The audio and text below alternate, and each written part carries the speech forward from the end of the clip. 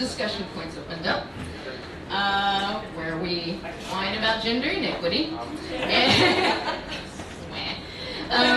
And then we'll open it up and you guys can talk, and then we can just basically have a big old discussion because this is a pretty small room. So first, of course, this is Nella. She works with me on this Nostalgia Chick.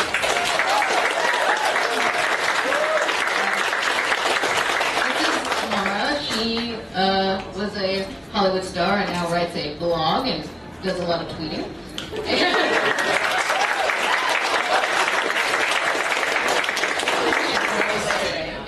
Right, you're clear. But for these purposes, it's internet things. New blog. And Elisa also works for me on Nostalgia Chick. And his name is Dan Olson. He works on Shay, and he's going to be our token guy. So you guys can't accuse us of misandry. It's real.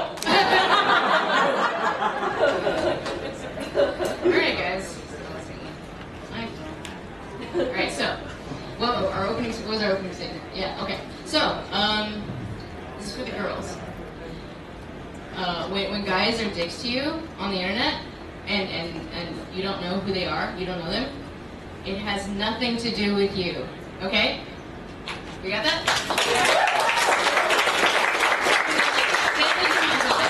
When they're assholes, it has nothing to do with you. It might have to do with their mothers. But not with you. Or their ex-girlfriends. Yeah. Or their ex-girlfriends. So, what topic do we want to start with? Fake nerd girl? I think the GOATess. The GOATess? Alright, the GOATess has become the gamer girl, I think. Yeah. Okay, so if you haven't heard GOATess. Girl on the internet syndrome. Back when the internet was a man's world, a girl was a unique thing. Because, you know, they didn't have girls on the internet, so a girl on the internet might get a lot of attention in a largely male internet community. Therefore, she would be accused of being there just for that attention.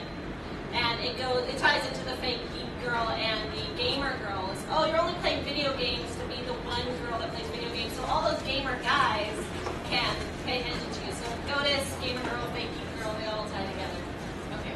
So, I'll ask this to you guys.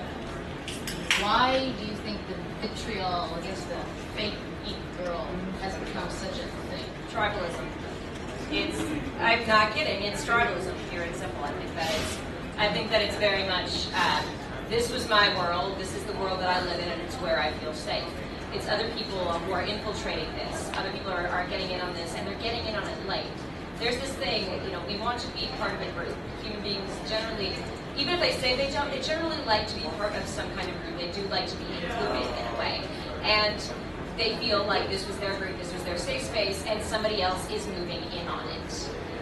These are things that, you know, women weren't supposed to be interested in before, so now that women are interested in them. And the irony here is, if you really were just doing it to get attention, why would you want that kind of attention that's inevitably going to be leading to people criticizing you?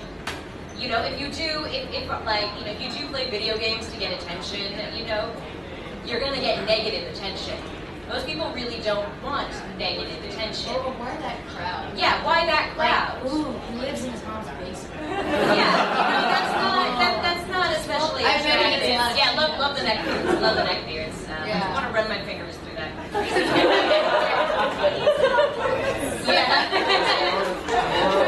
I think it's good about the door.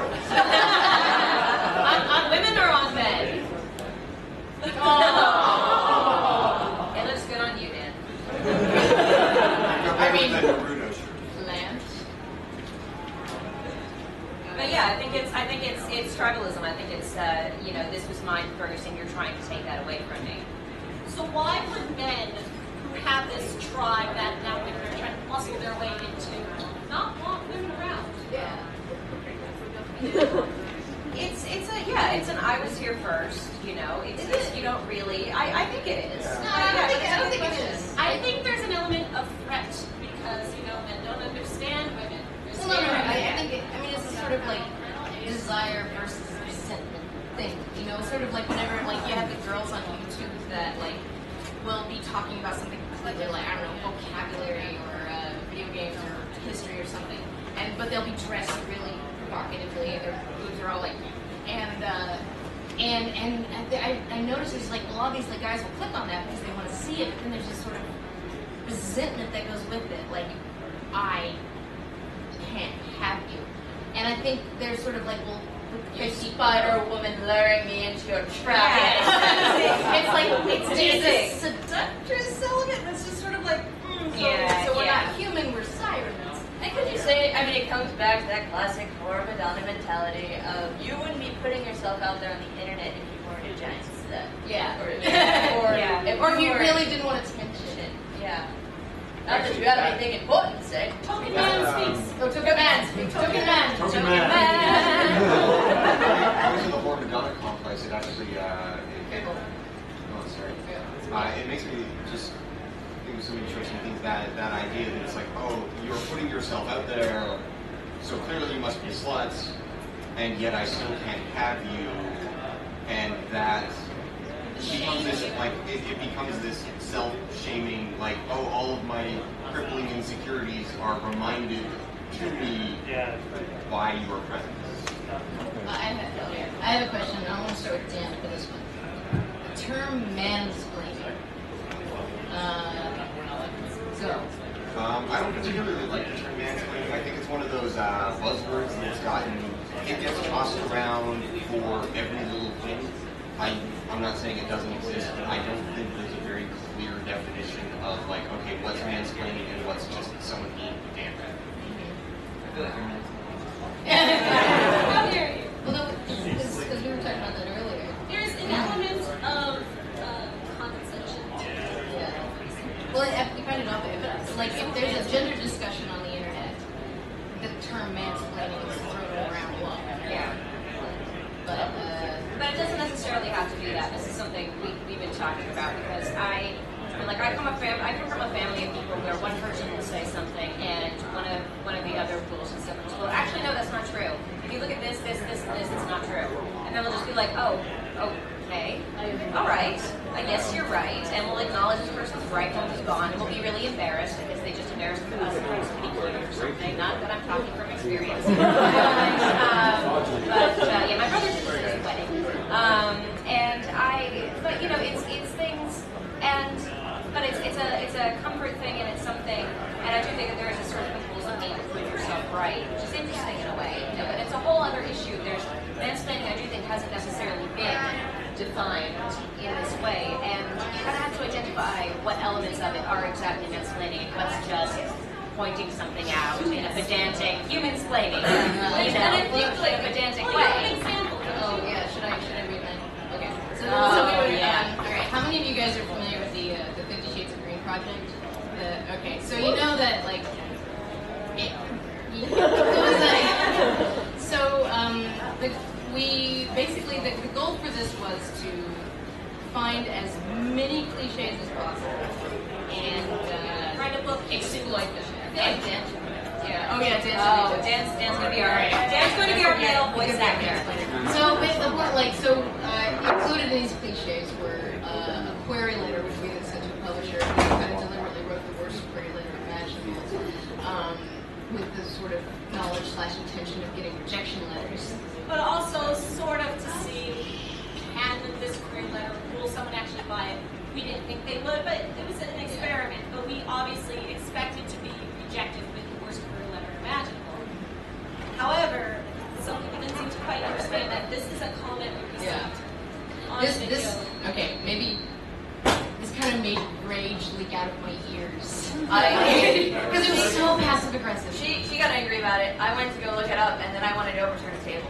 If you haven't seen this video, in this video they explain that we wrote this query letter and we got rejection letters.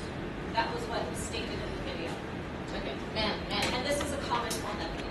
Oh, and one other piece of sage practical advice. When you're ready to actually make money on the creative game, don't go with a parody of 50 Shades, obviously. You seem smart enough to know better. You might as well do a parody of the 12 Days of Christmas or something. The 50 Shades parody rage is dying out, especially since there's already been a big book, a musical theater show, and more. This isn't a parody of Remember- 50 Shades, I should say.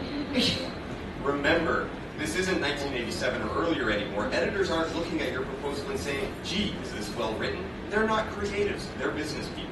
They're looking at it with one question in mind, of course, can I sell this? And not just sell it to the public, but to their bosses, to those who aren't looking at your idea and wondering if it's good, but looking at it and whipping out the calculator.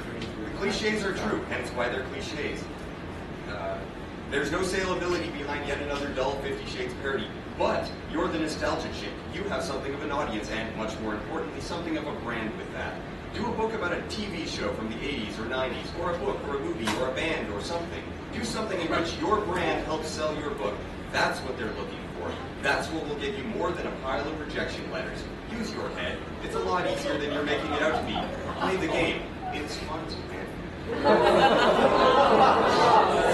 I think that, like, yeah, there are certain things that you can identify as mansplaining. One of them is, and it's clear in this, is you should do this. It's not just you're wrong, it's you're wrong and you should do this. So in this case, it was like, you know, that like XKCD point, or so, this was like webcomic, it was like the point.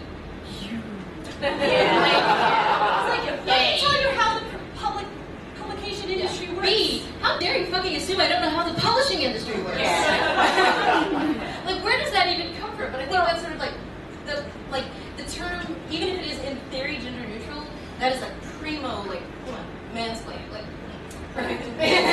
Well, he's putting you, the thing is, it's not just him talking, it's not just him correcting you, it's him, A, talking down to you about something that you do understand, and you explain that you understand.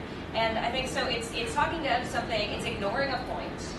It's it's saying, it's putting you in a place. It's saying you should do this, you should do that. It's prescriptive. I should never do anything that is not directly related to nostalgia things. Yeah. Or no I like one you. will care. I like Ever. you in your box, Lindsay. I like you in your box. Yeah, he likes me. So is this You wish that. is this kind of reaction to things something that women receive more And yeah, I than think, men? like, and I know this is like, you don't want to completely generalize, because obviously women do this. I do this. Like, if someone is talking about something that I like, oh, we're talking about, I don't know, Michael Bay or something, or addiction medicine or something that I know a lot about. Someone says something, and I'm like, no, wrong, and you just kind of feel this like word vomit, and you just gotta correct.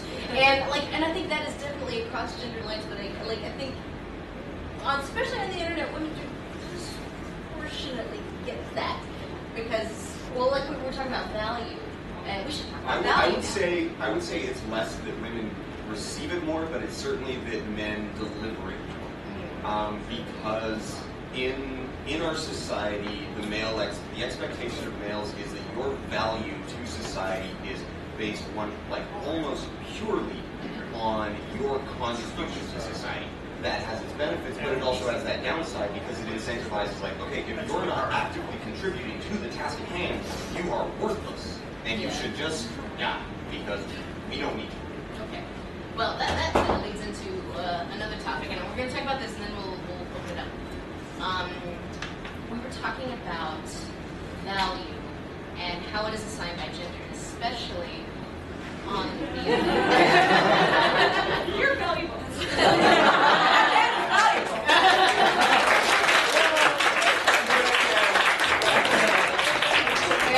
gonna tell a little anecdote. And this is something that has happened to me more than once. I had just gone on a little trip to Barnes & Noble in Flushing, and I was at a bar, and I just bought a book, so I was like, reading my book, and I was sitting next to this dude, he's like in his 50s, and he was like, he's kind of talking, like, and like, of course. And so we just kind of like shooting shit, and there's like, dude playing the guitar in the corner, we're like, he's playing Mumford & Sons, and he's like, boop. And so kind of out of the blue, he just asked me, like, are you happy? And I said, no, I actually suffer from crippling depression, and I'm kind of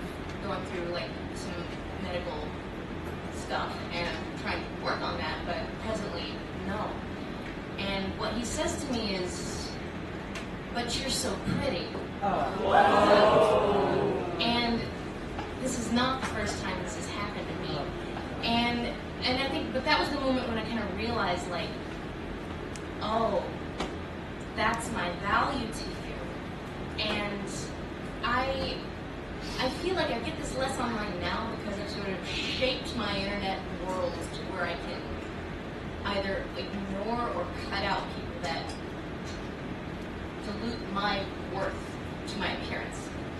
But that is still a big element, especially in your online persona.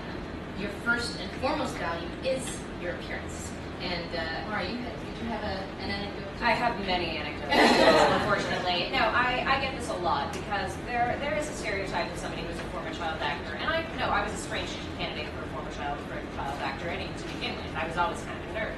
And, I love to read and all this. I wasn't as particularly flashy or ostentatious. But I feel like because, like, I've often been, I'll often get, like, you know, oh, well, you were cute when you were a kid, but you grew up to be ugly.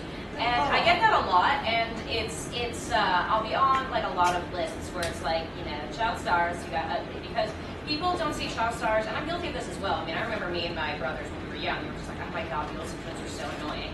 You know, you don't see them as people, you see them as objects. Even if they're children, you just see them as objects. And it's really sad. People will dehumanize, you know, the hell out of them. And so I've been on, like, a few, I think maybe last year.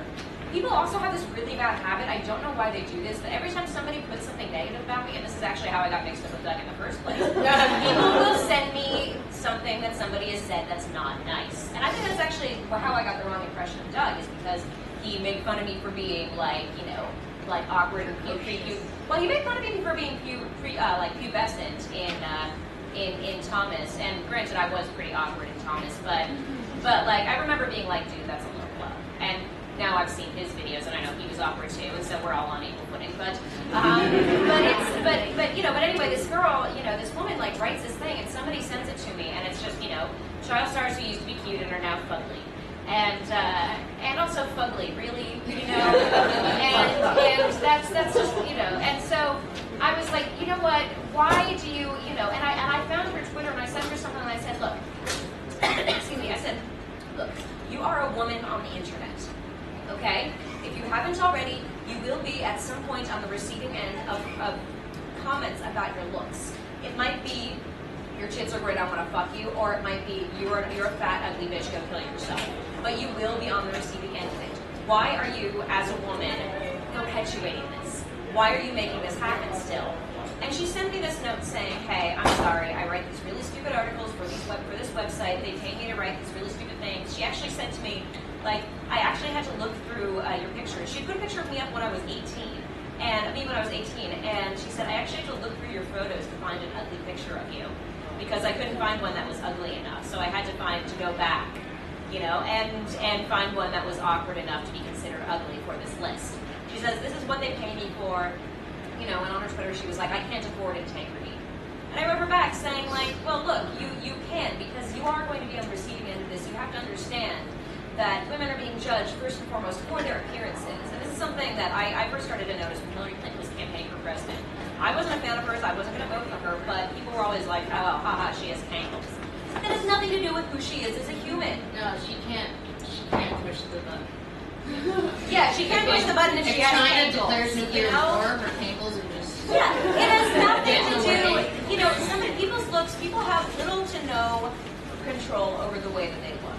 And I think you know, in general, people should just stop commenting on it because it's a non sequitur, because it doesn't make sense, because it has nothing to do with their inherent value as a human being. But sure, It's so easy. it is, and that's the thing. It's the easiest thing to do. Yeah. But people, even though you can write this lady and say, hey, how can you do this? She's like, well, I'm still going to do it. I can afford to do so.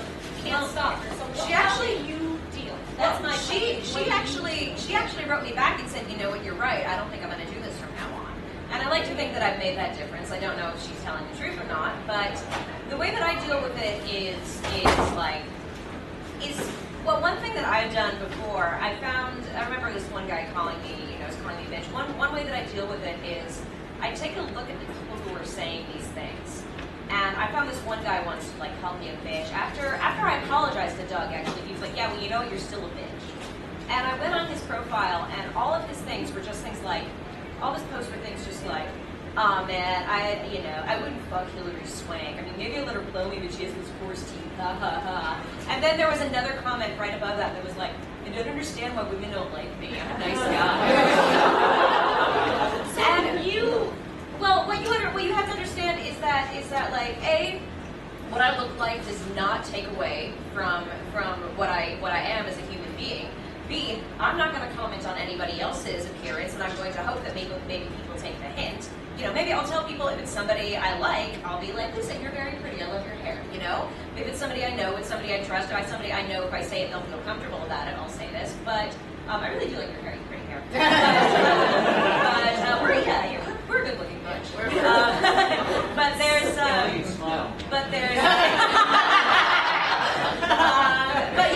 and another thing is keep in mind that, like, I know I can attract people in real life, I know that people are attracted to me. I know that your own self-confidence. Yeah, you have to keep that in mind. I have to be like, well, you know what? I have had to, like, turn guys away, and I actually turn a lot of women away too. Even though I'm straight, I'm like, oh, sorry, gay fairy doesn't pat me on the head. You have to be. That's how it works, right? And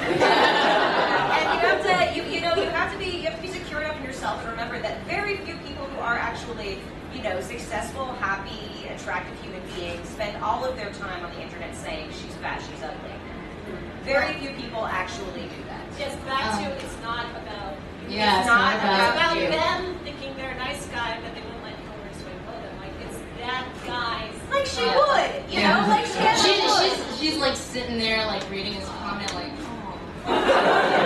But yeah, people say like people have told me before they're like, I wouldn't bang you if I got the chance, and I'm like, okay, well that makes two of us. Well, this you never will. Great, we're in agreement. This is like when I, it's like, okay, I've been doing videos for over 5 years now, and when I meet, it's like when I see girls that are almost invariably younger than me, that are just starting out, it's like they'll ask me for advice, and it's just like, you have to have a really thick skin, and you may not need to employ that at the earlier stages, but the bigger audience you get, the more pushback you get, because there's that sort of jealousy, and the easiest way to get under, like, to attack a woman in any is her appearance. That's just sort of like the go-to thing is like, oh, you're fat. But I, like, for instance, we have a person that works for Channel Awesome, I'm not going to name them, but you might be able to deduce who it is, who got in a kerfluffle with another Channel Awesome person who no longer works there. And she said something, and everyone else made it about her, and she got so much in the way of violence, like violent threats, rape threats, you bitch, I got dragged into it, even though I wasn't even like, oh, this fucking feminist, they're just ruining everything. And she just was not prepared for this level of vitriol that was very, very gender-based. And and to compare it with Dan. Right, I was going to have this conversation. Yeah. So I wrote this article about systemic misandry and how I think that I personally don't think it exists. Yeah, this is Dan. Yeah. This is Dan. Hi, unpopular opinion, systemic misandry is fucking bullshit, it doesn't exist. I wrote that article and it made a lot of people very angry. And people wrote back very passionately and sometimes very angrily about how they felt that I was wrong. One thing that I did not experience, rape threats. Another thing, threats of murder. Never happened. If I was a woman, I would have gotten fucking tons of them. Yeah. So this is like, I think, and especially if you're talking about gender issues or remotely social anything, or even if you're not, even if you just dare to piss off a popular guy. Yeah. It's like, yeah, don't talk shit about the new Star Trek movie on Tumblr. I've learned that lesson. And I think a lot of girls, like, if you go into it, you're not prepared for it. You're not prepared for the potential of it. You're not prepared for how gendered it is, and especially if it's completely irrelevant. And you just, and it's always there in your mind, like, if this exact same thing was happening, and I was a guy, A, this vitriol would not be there, and B, I would not be getting rape threats. Yeah. Because that is the new, I don't know, that's fetch. Fetch has happened, and it's real. And it's just kind of like, this is kind of new. And I think the internet has kind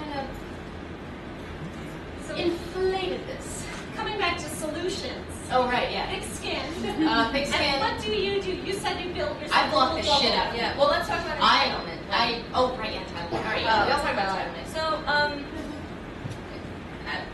with our website, Lindsay has the band hammer. Now, she doesn't make a big deal about it. I know with other people of our ilk. I really like banning idiots. I do not engage. I will not respond. I just like, I pee ban. I've tried to reason, but No, I don't. I have tried to reason, but lately I've been trying to be more like Lindsay, just like, no, you're blocked. You're annoying. You're blocked. Yeah. And while that feels good, it's just like, hey, you know what? This is my playground. This is my website, my blog. I don't have to open it up to your opinion. I really don't. You could take a link to my thing and lambast it on your whatever you have, but this is my castle, and I don't have to let you in. I pay for the hosting. Yeah. I don't have to let your shit live on my space. So in that case, like, let's look at Anita and here we go. Okay. Miss Friedman. Okay, it's like once we open it up, we're going to be very, very selective about the questions we answer about Anita Sarkeesian, because I know it's coming. Real life man. Bear in mind, I know her. Be careful. Okay, all right. Yeah, I was going to say, so she blocks people, and then certain people, like, but certain people said, well, now there can't be a dialogue. In a big YouTube video that was watched by hundreds of thousands of people, well, yes, there can be a dialogue. You just started it in your own space. People are talking about it. Just because somebody bans somebody in this specific space that belongs to them does not mean that there is not going to be a dialogue somewhere else. This is my space. These are my rules. It's as simple as that. Yeah. I think, like, because it really does feel like I would pull this up, but you know, it's whatever. But like this, after the Zimmerman trial, which we're not going to talk about, I just tweeted something about like fuck Twitter, and this guy starts tweeting at me about like, no, you need to look at the evidence. Zimmerman was innocent, blah blah blah blah blah, and I responded like, you need to stop. I don't want to see this, and then he kept going, and I was like, one more and you're blocked. One more. And so then he goes on to Tumblr and writes this screed about like, okay, this is just typical of these women online. They just do not, they don't feel the obligation to like engage in a discussion and be open to other people's opinions. And I'm like, okay, I'm not going to be open to an opinion on this. Why is he entitled to your time? Why do I have no obligation to respond to him at all? Where did this come from? Walking away is non-censorship. Yeah. Walking away saying, you know what, I'm not going to listen to this anymore. I mean, I call it like the war games rule, the only way to win is not to slay. It's just, walking away is that's not censorship. Because I think one thing that these people, or any people, and I know it's hard, just that people don't seem to realize that. It's like when people at you. People at me, yeah, people will send me weird Twitter things all the time. People will, not weird Twitter, I like weird Twitter. People will send me strange things on Twitter all the time. People will send me things about people hating on me, or people calling me ugly or stupid or whatever. People will respond to me saying like, God, I always thought I always hated her, or I thought she's really annoying, and they'll send it at me, and like I can't see it. Or another thing they'll do, and I've been getting this a lot more lately because I have this influx of new followers, and I'm not quite sure why. But they've said that, what you said? Oh, right, correct. But I had this new, this influx of followers, and I had somebody say to me, somebody's been following me for a while, said, you used to respond to my tweets. Why don't you do that anymore? And I was like, I'm sorry, I have 50,000 more followers now. I do see most of the tweets I get, but I can't always respond to all of them, and I probably really shouldn't respond to all of them. In fact, since I've had this influx of new followers, yeah, exactly, and I do that enough as it is. I do that way more than I should. And I've already I already feel like since I've had that influx, I've had to tone it down. I've had to tone down my art of feminism all the time, and I've had to tone it down a little bit, and it makes me a little sad. But I feel like this is what it is. It's what I have to deal with. But it's really frustrating to me, and I've had people have this too, where it's like they'll think because they follow me on Twitter, they're gonna be my best friends, and I'm like, that's not necessarily true. And I have had people who are fans of mine who I'm just like, who are like, hey, I like you as a person too, and I'm like, hey, I like you as a person. Maybe we should like actually be friends. You know, that's actually happened, but it doesn't automatically happen. You know, it's a mutual thing. And a lot of people I think don't understand that. They feel sort of entitled to your presence, to your friendship, to you know, they have a right for you to be exactly what they want you to be. And drawing it back to Anita and that incident, it really was just sort of like, every time I hear criticism about her, it is always, well, she doesn't respond, she doesn't allow comments, she doesn't respond, and I'm like, why do you think she has to? You have a blog, you have a Twitter, you can say what you want about her. I might not agree with it, she might not agree with it, or I might, but either way, she has no obligations, because the people don't seem to understand that there is a human person, like, and you only have so much emotional energy to deal with the shit people say about you before you just say enough. Like, and everyone has a different threshold, and mine's pretty low. And that's why I have such little patience for people that annoy me on Twitter. I'm just like, no, I can't. It's not even like I'm not trying to teach you a lesson. It's for me. I just can't handle it. But people don't seem to realize that there's a human person with like a life and energy, and maybe they had a bad day, and maybe I'm sick of like, you know, shit being reduced to my appearance or whatever, and they don't seem to realize how often this happens. And yeah. So I didn't mean to be such a downer. Dehumanization is Solutions. Dehumanization is the biggest problem. Block people. Don't engage. Don't try to change them. You're not going to be. I've tried. It doesn't work. It's not about you. Because you They can't don't know you. If they say something that you did that they don't like, that you're wrong, and you try to respond, you try to have a dialogue, you're not going to change their mind. Because they're not saying it because they have an opinion about you. It's about their idea of women or mommy issues or mommy issues talking about you.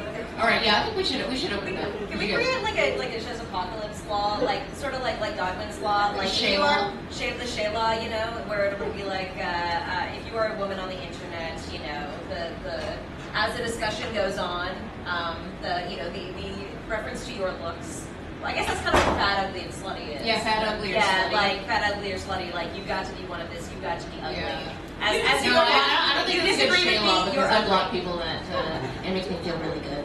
As a discussion progresses, the chance of the discussion being reduced solely to your looks approaches.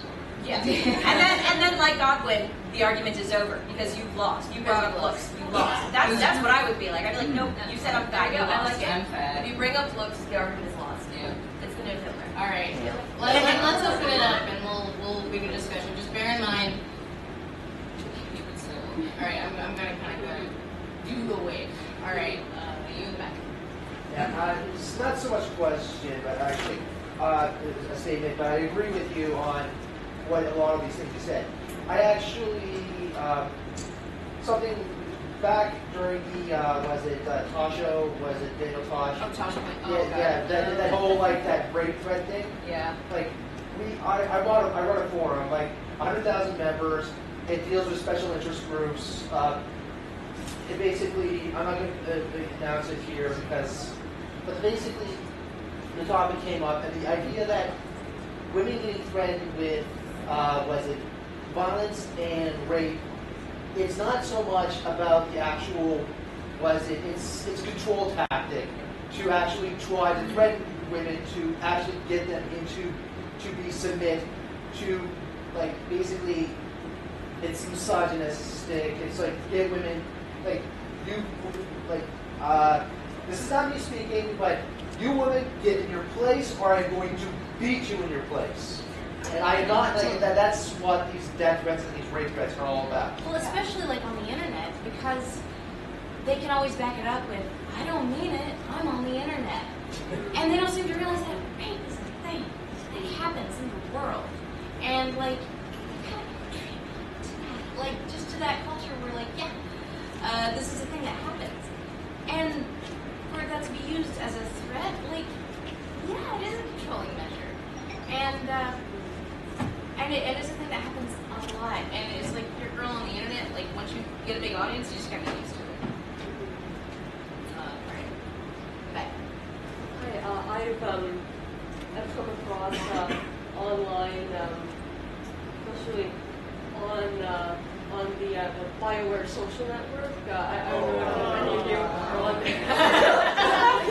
Really, you know what I'm talking about. I mean, there are some great people on there, but there are also a lot of people who will preemptively respond to any discussion about genders. As soon as the discussion about gender gets started, they'll go to, oh, well, you know, obviously I should just shut up because my privilege is talking. You know? If I say anything, I'm going to get shot down by angry feminazis, and people see that to preemptively shut down the discussions before I even said anything. Yeah. You know? And it's frustrating, and that ties into, I happen to have, I have a friend on that site who I appreciate. He has a very, very ruthless, sarcastic sense of humor, and he uses it to call people what I describe on their shit, which I appreciate. Honest hunger, I'm remembering an incident, this goes back to what you were saying about mansplaining. He made a point that I think is very relevant, where he basically said, don't play devil's advocate unless your opinion has been solicited. You know, you can disagree with someone, but if they don't want to engage, then respect that. Yeah. And don't say something offensive and then respond with, as you said, it's just the internet. Yeah. He made a statement. He was blocking someone from his Twitter for doing that, which in that situation it was justified, believe me. But it occurs to me, if the genders had been reversed, if it had been a woman saying, I'm sick of your playing devil's advocate, and made a statement that she was blocking someone, imagine the vitriol that would be directed at her. Yeah. We were talking about privilege earlier, and how a lot of guys don't seem to realize that yes is a thing. So a lot of guys don't realize, they don't have a good concept of privilege, because there's I'm going to caveat on this is let's step away from what we have come to associate as the humbler definition of privilege, and just go with the very basic, the dictionary definition of privilege: an advantage. Privilege is basic, if you're talking white privilege, really what you're talking about is cumulative advantage. A whole bunch of little advantages that just sort of stack on top of each other. And eventually you pull ahead of others, maybe a little bit, maybe a lot. In a lot of cases for straight white males, you're pulling ahead by sizable margins. But they don't really realize that, or they don't internalize it, because it is cumulative.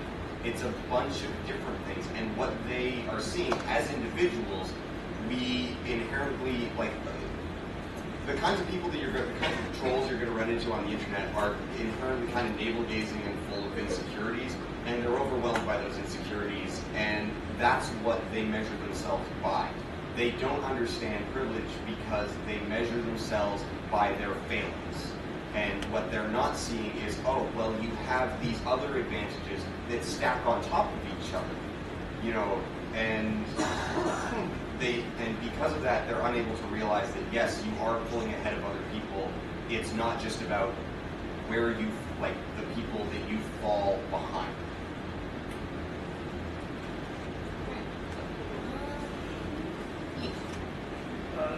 Can you share opinions on James Gunn's article, Wonder Woman?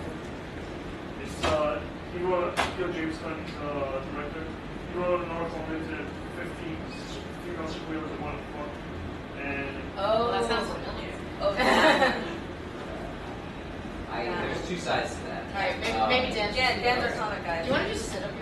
Yeah, They're token. Then we're not tokens anymore. Yeah. And they're both Now you're a minority. So now we have the dance. You see, there's a male privilege right here. He just By the way, very quickly, male privilege can be summed up in one sentence, which is, I don't know, my life is really hard too, and just a complete inability. Just people see things through the sphere of their own experience, and depending on whether or not you have the willingness to shut the fuck up and listen to somebody else's experience, tells whether or not you're going to be able to unpack your own privilege. As for Mr. Gunn and that particular article. He wrote it a very long time ago, and there are two sides to it. Basically, the one side, which is that if you knew anything about James Gunn, you would know that he was being, like, he was insulting, he was making fun of lists like that. That was the whole point of it, is he was making a joke about it. But the problem is, out of context, if you don't know anything about it, people are going to get mad. Here's the nice thing about James Gunn. He said, you know what, people saw it, people were offended by it, I'm going to take it down, even though it's old. I am really sorry that people were offended by that, and I will keep in mind the fact that people were offended by that. That's really all you have to do. Just listen. People get mad, they probably got a little too mad, but that's what happens. You see a thing, you don't know the context. Not everybody's going to look up context. But you have to be willing, if you're that person. I've done that stuff too, where I've released a piece of content and people have been like, that's transphobic, or whatever it was. I put out things and people were like, I was really offended by that thing. And I was like, but that wasn't that wasn't my intention. But you have to think. And if you think about it, then you can go, okay, I considered that, and now I'll try to be better in the future. And I think that's what James Gunn did. So I feel like, yeah, not the best thing that he ever did, but his response to it was smart and fair and kind to the people who he had hurt unintentionally. I really like Nightcrawler. Me too. One of the things that I just want to add to that is that basically, like, joke shit talking is still shit talking. Yep. Yeah. Oh yeah. Well, I mean, the problem with that is like you can also like, especially online, like that excerpt we read. Like I think the term is microaggression, where you can always sort of rescind on it. Like, well, obviously I wasn't mean to be offensive. Obviously I was threatening you. Or the shield of irony. Yeah, the shield of irony, where you can just be like, well, I mean, like it was clearly a joke. It was just like rape jokes are hilarious by their very nature. Like, you know, your mileage may vary. Well, some people just don't get sarcasm. I know because I'm one of them. Which is funny because I used to be really sarcastic, but I've toned down my sarcasm. And like Todd actually said today, he said I love mosquitoes, and I was like, really? No. But I don't know. Maybe he found them interesting from an entomological scale. You know? I don't know. I mean, keeping an open mind about everything. Exactly. I'm trying to accept you all. So yeah. I take everything seriously. So some people don't, and I love cholera. I've seen a lot of women. Well, it is a fascinating disease. Sloping is hilarious. Especially on the Oregon Trail. Yeah, that just makes me think of that Pacific Rim where it's like he's a kaiju groupie, and it's like, no, he finds him legitimately fascinating. Check him out. But yeah, I notice a lot of women do this too, and I remember like there's a Chris Rock bit where he says like. He's like, women in the clubs will dance to like, women will be dancing to songs that's just like, she's a hoe. And he'll be like, they're talking about a woman, and she'll say, well, they're not talking about me. And I've seen this, like, I remember, like, girls in my high school used to make, bitch make me dinner jokes all the time. And we were all just like, that's so funny. And then friends of mine were like, no, it's not. It's you need to think about where that's coming from, and the irony of it. Feeling the culture. Yeah, you're not like making it better by making jokes about it necessarily. Like that's there's a level of awareness that goes into it, that needs to be involved. Joking about how normal it is, and that's sort of like, it's like whenever you are talking. I mean, that's the thing now. It's like, I don't want to say that feminism was easy in the '60s because it's like, hey, we're fighting for a very specific thing, whereas now it's like, hey. Systemic things that are very, very small and are normal to you, therefore you don't notice them. And yes, we still wear skirts sometimes, and like it's so normal to people, where it's just whenever they don't seem to realize that this thing it disproportionately affects women as opposed to this thing like sort of like the depression conversation of. But you're so pretty, as opposed to Dan's, which was. I'm having a really hard time. I'm depressed. But you're so smart. Yeah, and it's like if it was a stranger, I'd never get that. And it's just like people. It's so normal that you don't really catch it because it's just our culture, and just because we got smartphones now doesn't mean we're in the future of equality forever, egalitarian, hooray. Right. Try telling MRAs that. If misogyny is systemic, then that means that it permeates every facet of our culture, Yeah. which means that we see it as a normal thing. Okay, question. Sorry. How many movies starring women have come out, made more than $20 million since May? Since May. Since May. This summer. It is now almost August. 0. The answer is 1.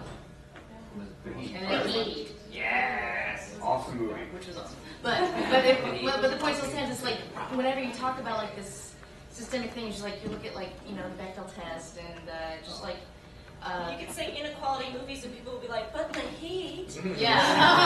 Oh my god, but Alien. Alien. Yeah, but Alien. I can't tell you how many times I've got but Alien. And then every time they say that, you're like, oh, you know what? You're right. We got the one. We got our We're one. good. Stop talking about it. Feminism over. Let's go home. Pack it up. It's good enough to represent what, 55% of the population? Yeah. Right? And it's just like man, so like, because I was talking about sci-fi and like people, but Ripley. It's like, okay, we got 1. Sarah Connor. 2. Also, that was 20 years ago. Right. Yeah, all the This Terminators since conversation. then have been about John Connor, haven't Yeah. they? Yeah. They've all been about him. Clear day. Can we please just take a moment to talk about Wizard of Oz and the fact that they made that fucking movie about the wizard? You make a franchise of books which are pretty much exclusively with female protagonists, female lead protagonists. Hey, let's make a new Oz movie starring the one fucking guy. Did the you one guy. hear sci-fi is thinking of doing like I a heard about dystopian Oz where Dorothy is a dude? We're getting off topic. Sci-fi already did this. I'm like, the one chick in the group of 4, and you're making her a dude? Are you kidding me, sci-fi? Sickness? Whatever the fuck you're calling yourself now? They made Lucy Lou Watson, and that makes everything okay. Well, you know what? TV is getting much better about it. But we're getting way off topic. Yeah. But yeah, TV is getting better and movies are getting worse. Focus groups have got to appeal to all demographics. That's why money. Yeah, Okay. we don't have- Captain America. The thing is that it will be about that question.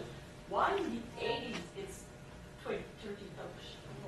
30 years ago, why there were movies with female protagonists, and now, as it gets better, it's only about male.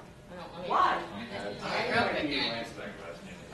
I think We can Bro. answer. Yeah. All right. So, this actually has to do with the international marketing and studio tempo system, and so basically the very concise answer is that studios are putting more and more money into fewer and fewer movies that need to make as much money across as many, because basically you're not allowed to have movies that are applied to niches anymore if it is a studio film.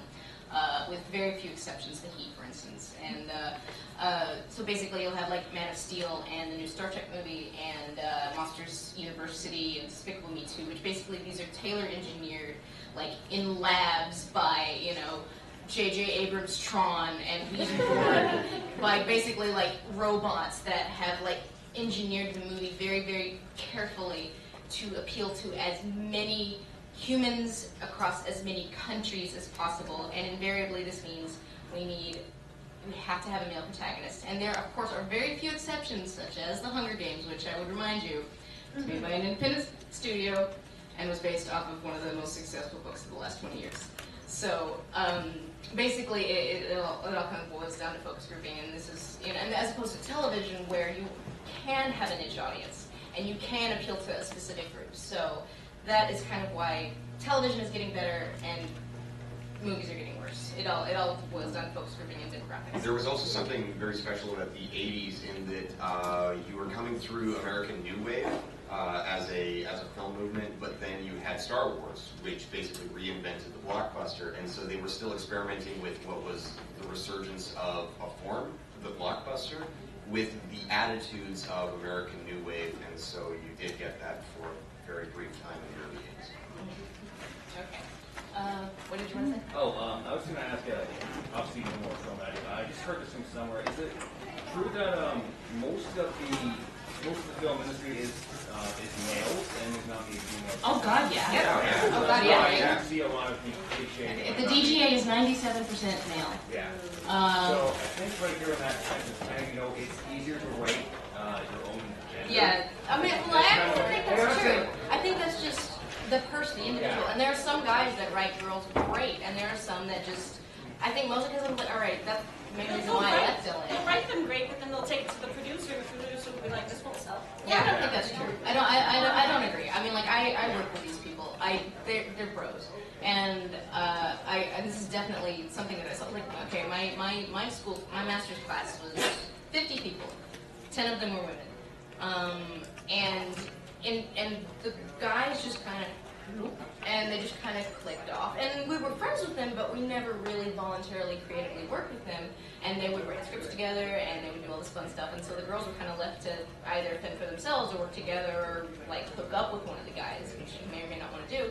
And that it is, like, most creative partners, you look at, like, The Lonely Island, or, people who are, like, the Coen brothers, obviously they're brothers, but it's, like, or even, like, it's like Jonathan Dayton and Valerie Faris are married, and it's so difficult as a woman to, like, break into that. And with the guys, it's just sort of like their nature, like with all guys. It's not, I mean, it's just, you graft towards your own gender, and when you're already in a boys' club, you're going to write what you know. And there are not very many guys, and I mean this, I'm not saying you're bad, but, like, there are not very many guys that, like, are terribly interested in the female experience.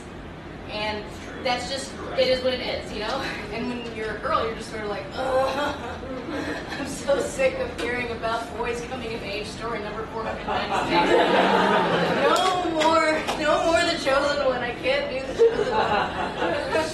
And, yeah, so, but that's just, the works of we're talking about the internet. Internet, sorry. You white shirt. Thanks. May I ask you questions? So, speaking of Dorothy as a dude, the one topic that should be discussed is transgender or drag. Say, for example, in the latest Broadway version of Matilda, Trunchbull was allegedly portrayed by a man. So, did Trunchbull have to be portrayed by a man in order to keep the thing going? No, I don't know that much about the actual Matilda musical. I didn't have anything to do with it. In fact, they very specifically were trying to take it away from the film. They're actually Pam Ferris, who worked as a Trunchbull, did actually write a draft of the Matilda musical, but they did not end up using. And she was not very happy about that, as you can imagine. But she can't really just go out and say that because they made her sign agreements and stuff. So the thing that I felt when I saw that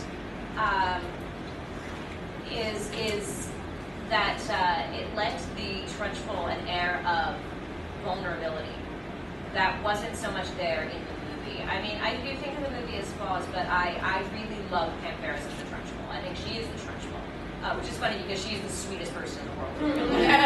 She will show you pictures of her cats and dogs, and she'll be like, "This one's a rescue. In fact, they're all rescues." And she's not small wine, and she's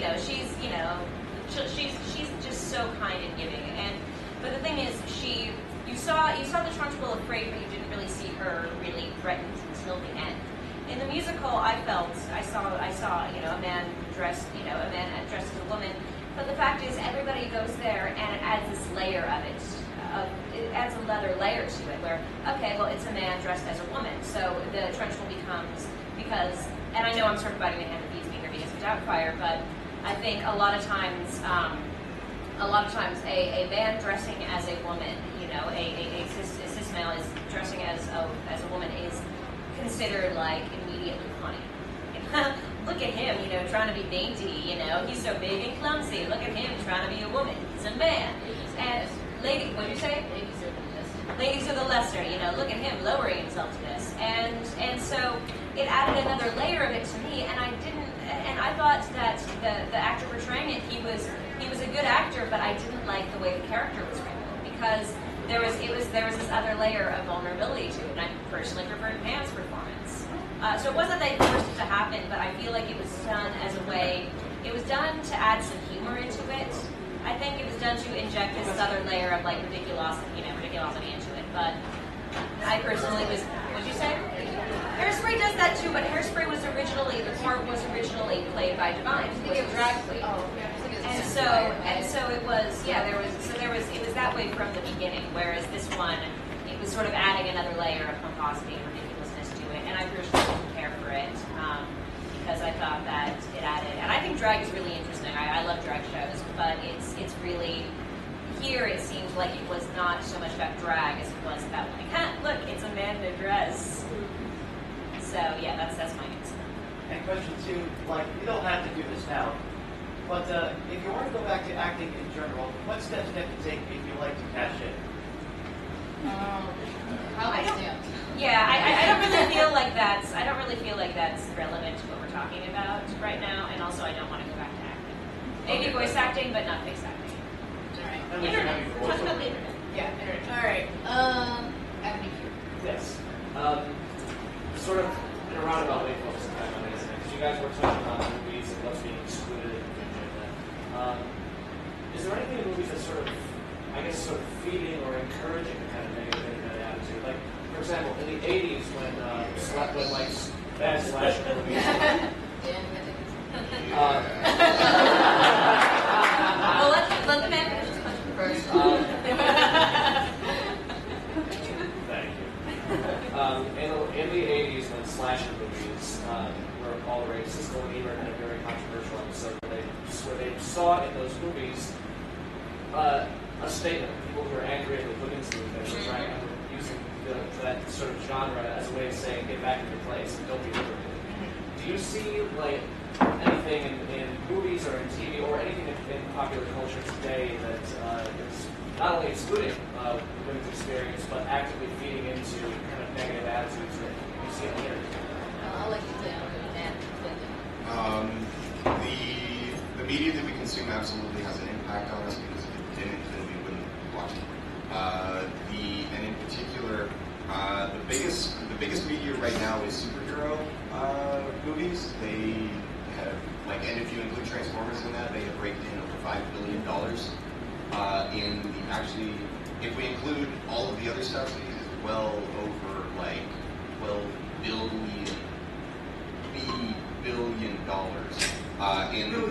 in the last 5 years.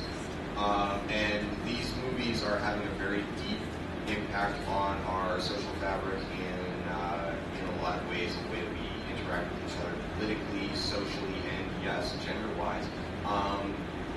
In no small part, how they're feeding what we see on the internet is because they are being derived from nerd culture. So they're essentially, in a lot of ways, they're fueling the entitlement because they're these very macho-centric power fantasies that are being sold as, this is the message for everyone. This is the movie for everyone. And if you're familiar with my work or with my videos, Sam Witwicky in particular is a character that basically exists to normalize male insecurity. And so is it feeding like the reaction to males? Not necessarily like directly saying like, oh, you should go out and like yell at women on the internet and like tweet your dick to them. But what it is doing is it is continuing to strongly reinforce a very powerfully destructive male identity. And you win through no merit of your own. And when you don't win, because you're supposed to win through no merit of your own, you get bitter. And that's where that sort of entitlement comes from. And I think Sam Witwicky is particularly fascinating in that way, because there is this sort of entitlement through no merit of his own. To win, no merit of his own. He runs with the boss at one point.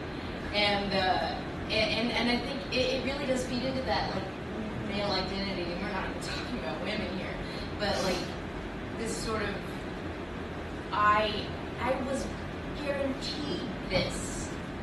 I was supposed to be this successful. I was the chosen one. I was fulfilling the prophecy. And it is like deep down, you do internalize these things. And then when you don't get them, when you don't get the hot girl, when you don't get the dream job, you learn to resent it. And that is sort of where it kind of feeds into like, even though these tiny little entitlements, like, Anita's crazy and won't let me write on her YouTube page, but I'm the chosen one, you know. It's like, and it's just sort of like, it's very subtle deep down, but obviously it's normal, you don't realize it. Yeah. I'm such a nice guy, you bitch. You're the nice guy. You're the protagonist of your own movie. Yeah, the protagonist is always a nice guy, even if he kicks weaker things. Yeah, and this woman, and a woman, if you're a heterosexual man, a woman automatically owes her body to you because you deserve it, you know. And you're looking at romantic love, and not even romantic love, but you know, like sex and possessing another person. You're looking at that as a right rather than the privilege that it actually is. Well, why wouldn't she? Exactly.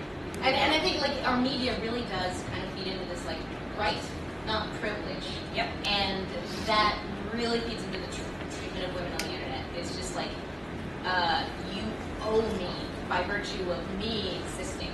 And there really is, you know, so it was reflexive feedback. That is like, this is what you see in the media, therefore this is how you see yourself, therefore the media makes more like this. Circle and circle forever, and then we split and call the fire. Watch the video on Transformers. Yeah, they're really good. All right. Okay, I have like a statement and then actually a comment on the bottom of my note. Okay. I just want to say to all of you guys, and I'm going to throw Nina into it, she's not there.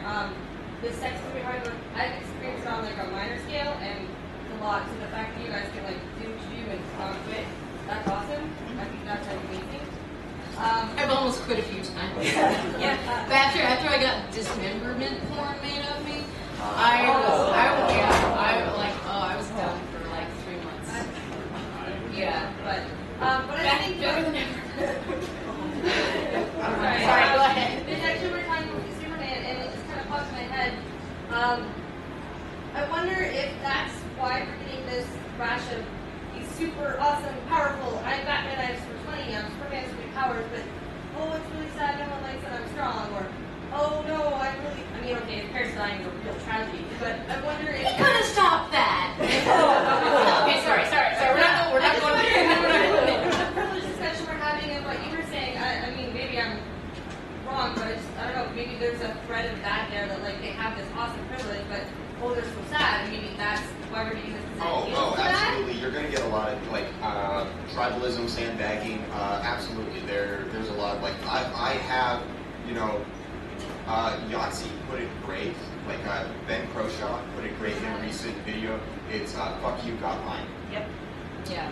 And that is what you see so often is this sort of like, you know, this is sort of, I mean, where the MRA movement kind of sprung up from, is just feeling threatened that their land is being encroached upon. Yeah. That by virtue of women pointing out these social iniquities, like even little tiny things like, hey, there are a lot of male protagonists in movies this year, you know, and it's just like this sort of like, but it's mine. And I get this too, like, you know, this sort of these little tiny things, like okay, like I'm white, mostly, and you know, like when you this little tiny thing in your brain, just like when you get to publishing, and then you read like these articles about how like, hey, we really need to get more people of color in publishing, and that little tiny thing in the back of your brain goes, but me, and immediately you just like, no, lizard brain, bad, and you're like, but me, my advantage, but you don't take my advantage away, but me, and it's just it's there, and it's so hard to squish, because it's obviously there, and then when you're a guy, and your advantage is just like, it's not apparent to you unless you look for it, that what me is just, you can just indulge it, and you can find like-minded people, and you can go on Reddit, and you can just like cry into each other's bucket of tears and swim in it. And it's so much easier to be the victim. Yeah. It's always easier to be the victim. And particularly straight white male, you're going to run into contests against your privilege so often, like from so many different directions, that it is very easy to create an illusion of persecution. Yes. And that's what they have done. And that's like sort of like the misandry discussion. Like, Right. no. Right. The whole thrust of my argument, was that right? Like, it's not that men don't have any struggles in life. They do. It's just systemic misandry. What we're suggesting is that there is some cultural hatred of men for being men. No such thing exists. Well, it's like the equal, like, that there's a... No, really? don't even All right, no. say. I want to hear what he has to say. I don't know. This is not my perspective. I could be wrong, No. but I'm probably.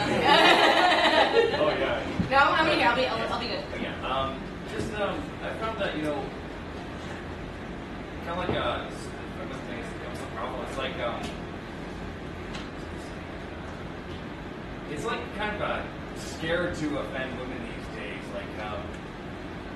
Like for example, these days you rarely see a woman get even smacked on television or in. This is my perspective. Have you been spending time on Reddit? Well, here's the thing. It's not a perfect one-to-one, right? Like we're not gonna get the problem solved in one shot. Yeah. Have you not been watching Game of Thrones? Are Are you kidding? Women get brutalized on that show. I mean, that's an exception. I'm not saying that there aren't exceptions. There are lots of exceptions, But especially probably like, kids, right? CSI, yeah, like Right. We're talking about an obsession with PCness. Political Oh, yeah. correctness. I'm all for equality. I believe.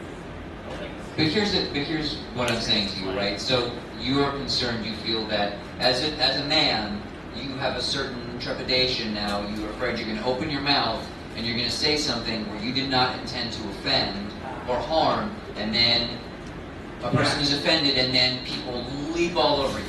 But here's the thing. Here's what I'm going to say to you, and some people might call this gynocentrism. If you believe that, that's fine. Okay. Where that stems from is not you. You still have to trace it back to, but why? Why are people offended? Why are people jumping all over you?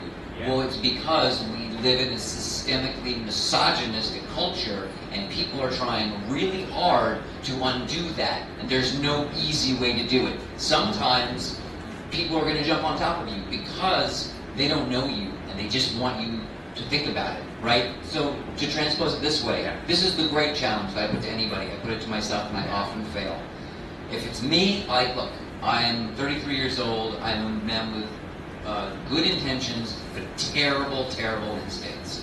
If you put me in a room with a bunch of other dudes, we are going to bro out and say stuff about women and make it about their bodies. And because there's no woman around to tell us no, we'll go, well, this is a safe space. Well, should it be? This is the challenge that I put to you. And I don't know if my answer is right, but I would say maybe it isn't okay. Maybe we should be willing to say, maybe we shouldn't be saying this stuff even though it's just a bunch of dudes in a room. Oh, no, I feel the same way. Yeah. But it's hard to do that, Right, right? yeah. That's a real challenge. But we have to be willing to be thoughtful, even when sometimes you might feel persecuted. There's a reason. It's not because we hate men. It's because we're trying to correct a systemic hatred of women. It's kind of like, no matter what you look at, there's always another side to the thing. Because everything is so subjective. Even, we really think about comedy as subjective, It's something like, oh, that's not funny, but, how can this be funny? I think you're kind of... I mean, okay, remember what I was... Yeah, well, remember what I was saying about the lizard brain? The thing that's just but me. I think you're kind of missing Dan's point about... Okay. But it's not about we hate men. It's about there is a systemic bias against women, and when people jump on you, they're trying to... And then, you know what, and they might alienate you, and that is a big problem. And I rail against this all the time. Because, fucking Tumblr. Let's talk about fucking Tumblr. Fucking my feelings about Tumblr. I do enjoy Tumblr. Oh Lord, do I love gift sets. Super hula for the win. But for me, what Tumblr is, while it's a great tool for getting your feels out there, and also getting these issues out there. How many times have I read blog posts of other women's experience dealing with you know, like when you have the moment where the guy's like, man, I told her she was pretty and she freaked out at me, I don't understand why. Well, because you're probably like the 5th, 6th, 7th, 8th dude that is, you weren't even catcalling her. You made a comment, but you're not the first. And it's ever present. And it wears down on you, and it wears you down, and it wears you down. And even though you said it nicely, just, I mean, and that's, but Tumblr. Like, with Tumblr, to me, Tumblr is feels with a capital F, but it's also an echo chamber of mouth rage. Frothing rage. Like flames of so you can say something which you think is the lulls. And instead of someone just saying, hey, you know, that wasn't really cool, I think, you know, you might want to... No, instead, it will blow up. And, yeah, okay. Well, I mean, like, I was trying to say, like, I mean, you can look this up. If you look at my tag on Tumblr, just Lindsay Ellis, it's something that happened like 3 or 4 weeks ago. Someone reblogged this thing of me saying, like, I can't remember exactly. Someone posed me a question, and because they were mad at me about something, and I was talking about social justice activism on Tumblr, and I just said, like, I really don't like how exclusionary and angry they are, because I think it alienates people and it works against their own intention. It works against their own cause.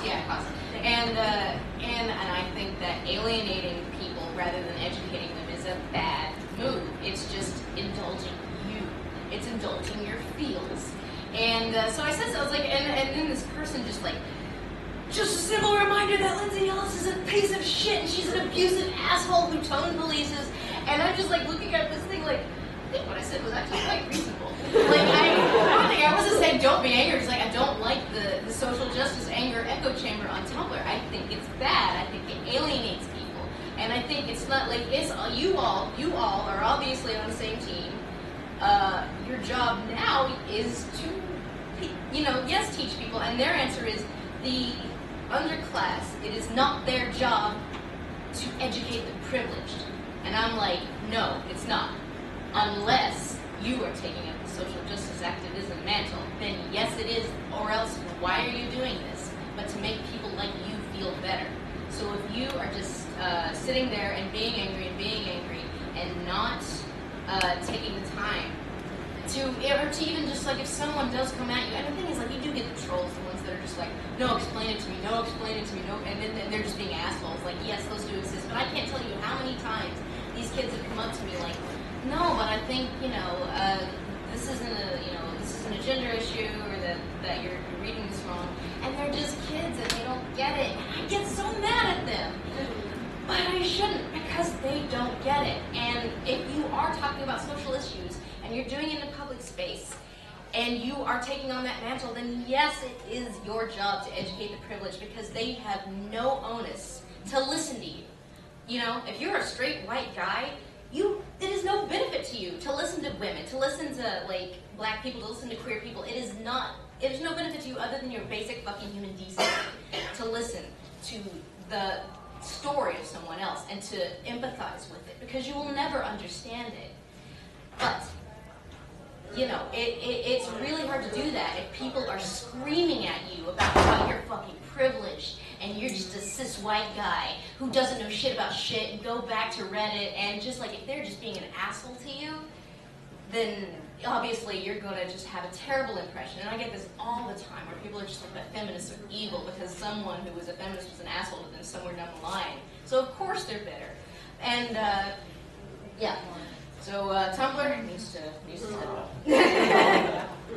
Actually, kind of thing you just mentioned, the whole, talking about that thing, it's like the first thing you pull up when I search your name on Tumblr. Really? Yeah, literally. Oh, well. Sorry. You want to read it? Yeah, there's like a quote from you on Tumblr, and it says... What was the quote? Let's see now. This is a quote.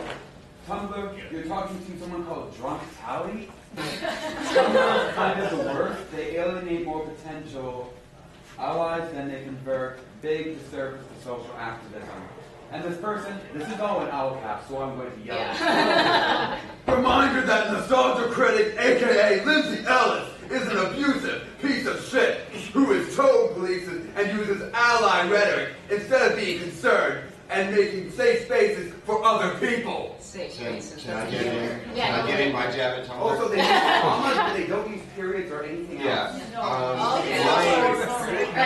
So from a language perspective, I hate Tumblr on two fronts. One, the language of the structure of Tumblr is incredibly isolationist and egocentric.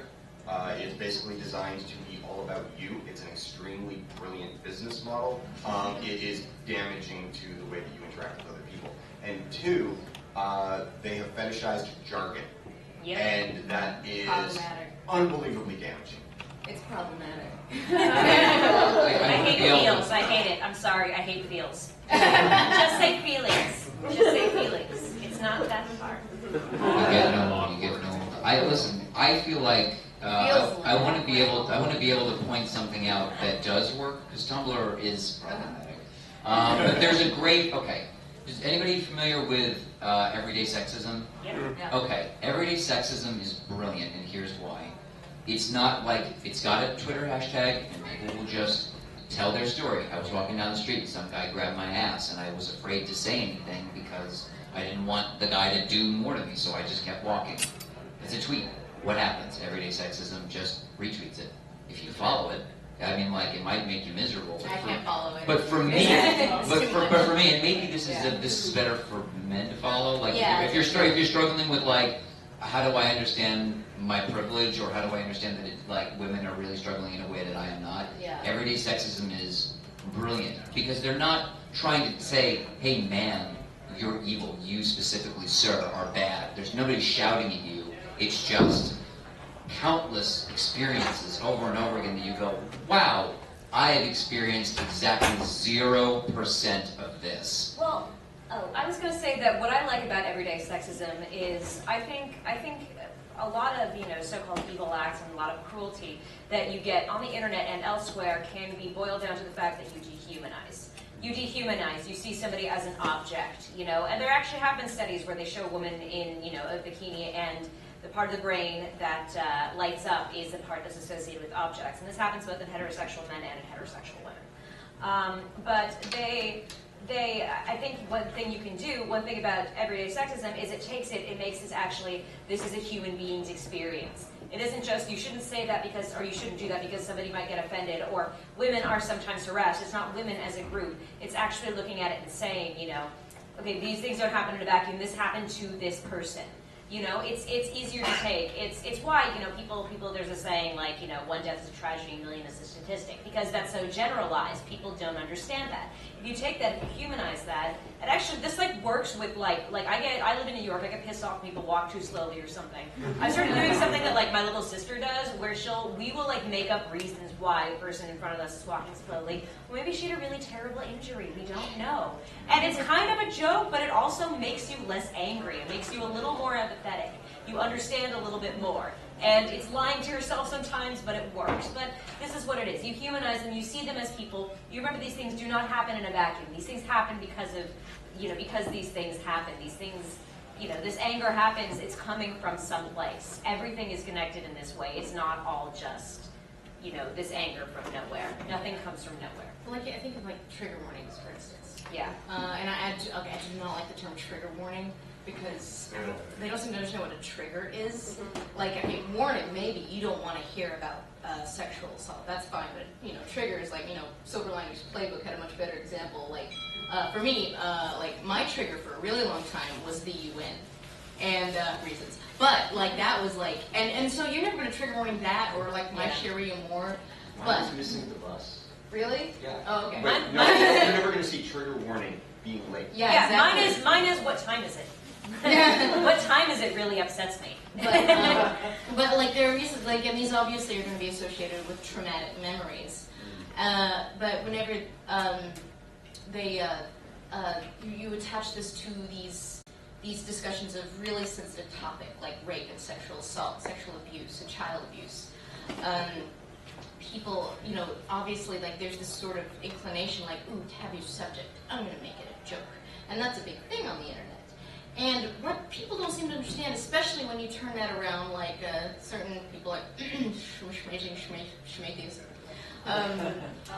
I have no like idea. can Here's why, turn this around and use it as a threat.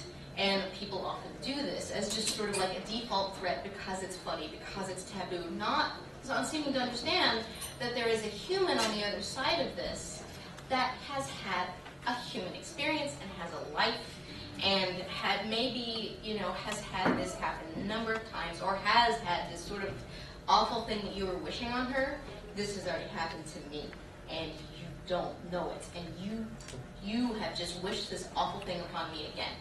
And I feel, and the thing is, like, I feel like if the men, unless they're just a complete psychopath, they would not say these things if they understood that, but they're not thinking about that because they're thinking like, I must put you in your place because you made me feel bad, And this is why, sexual violence is kind of employed on women, like even if it is like on a forum, and then the sort of rationale is like, oh, but it was on a forum, and yeah, sorry, Roger. Me? Oh, okay. Yeah. I'll try to be quick as possible, 3 points that I would like to ask the panel. First of all, it contains the Anita Sarkeesian. I know she's your friend. Friend is a strong word. She's an acquaintance. The stuff she got, I get queasy still thinking about it. And I just heard about what you got. Oh, yeah. What is bad? That was fun. All right. First point. In her videos, she talks about, the damsel in distress, but some of these media and stuff, come from other countries, and as sad as it really can sound sometimes, especially after hearing panels like this, like that, the Western world, North America, we are a guarded spot. I know, comparatively to the rest of the world, with women issues and stuff like that. I mean, You're what? A guarded spot. Garden? Yes, spot. spot. Oh, okay. Okay, Understood. Yeah, garden. G-A-R-D-E-D or G-U-A-R? Garden, like garden. Place with plants. Yeah, okay, place with plants. Yeah. I understand. Yeah, okay. I mean, but as the white, guy, the gentleman, how do I, appreciate these art, but regulate, maybe the, what are my responsibilities, with art like that and stuff like that, as it comes into me, do I, what other men are saying about women in other parts of the world, do I have any responsibility for that as a man? Well, I think people too often conflate their critical mind with their do I enjoy this mind? And because people will say like, oh, you went to film school, so obviously you don't enjoy movies anymore. No, that's not true. I can just separate these two. I can like fully enjoy something, and still kind of be able to, say like, okay, like in a systemic way, this is bad, and like, and then, maybe this is kind of, shitty to, black people and women or whatever. Or even like, okay, if you want to make a really extreme example, like Birth of a Nation. Who's seen it? It's actually like, so I saw it in film school, and I was honestly surprised at how good it was and how well it accomplished its goals of, its admittedly evil goals. But there's a sort of critical side of your brain that's like, wow, this is actually really well made, and this social side of your brain that's like, and that's why the Klan came back. And so I think your only responsibility is like, go ahead and enjoy it. And bear in mind, like, yes, some of these things are made in Japan, but we still consume them in vast quantities. Obviously, something's resonating. When it's just like, yes, enjoy what you like what you like. I think your only responsibility is just to kind of be conscious of it, read and listen to different perspectives. And because it's like, it's like when you're a writer, you're gonna write something and someone's gonna be offended by it. You just can't worry about it. But you have to be open to that. You have to be willing to listen to different perspectives. And you can't shut people down unless they're being assholes, then shut them down. And then you are the judge of that. You have your own thresholds. All right, one more. Oh, well, I had. Okay. I'll keep it okay. Second of all, about as generalization, as a dialogue and stuff like that, between, kind of one of the, gender equality stuff like that. It's kind of like, man, woman, you know, kind of thing. And, you know, in generalization, I mean, you do that, but how do we get a dialogue going with, you know, but with people like that? Because, you know, the different biological differences between men and women. Unfortunately, the fact that it ties us together is we both have assholes. You know.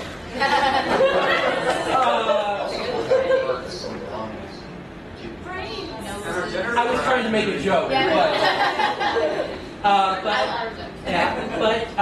how do we keep a dialogue open? You know, it's kind of like there may be centers like that, but you know, once as you said, you know, once assholes come on the scene, you know, everything shuts down.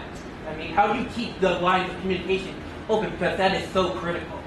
I just block the asshole. Because I mean, you can't control that unless you own a website. I think if you find yourself in a situation with, say, like someone you like, or your friends, or like, and one person makes the comment, I think the thing you always have to keep in your mind is this a decent human thing to do or say? And that's hard. That's sometimes very hard, especially like, you know, for us that tend to play in the humor game of, well, was that going too far? Was that kind of a stupid thing to say? Did I forget something kind of important about basic human decency there? But I think an important thing that men can do, and even women, if like a dude says something like really like not cool about women or a girl or a woman in general, then I almost feel like, I mean, like just not cool, bro. Not cool. Like not even like a get angry, but just like a, what was that? And you will fail. Like everyone fails. Like everyone sets goals for themselves, and you will fail, and that's okay. Like you can't beat yourself up. But I think people, like the best you can do is sort of just remind yourself, like if someone says something shitty, the best you can do is call them out on it. They might listen to you, they might not. You can't. Right. If you say something shitty and get called out on it, don't beat yourself up about it, but remember, apologize, say, hey, no, right, that was kind of messed up what I did, and then move on. Right. Uno mas. One more. Just something that Mara, pleasure to meet you, by the way.